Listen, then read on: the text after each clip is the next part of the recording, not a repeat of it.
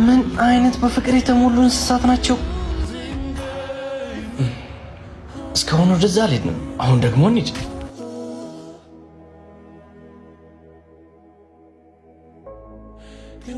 አሁን ይሄ ፍቅር ነው? ምን አይነት አንበሳ ነው?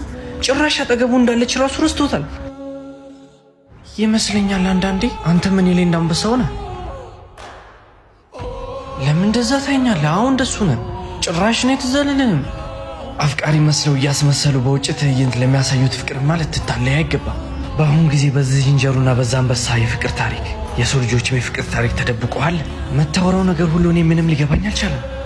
ውዴ። አቤት። ነይና እነዚህን ሁለት ድንጋዮች በየተራው ወርውሪባቸው።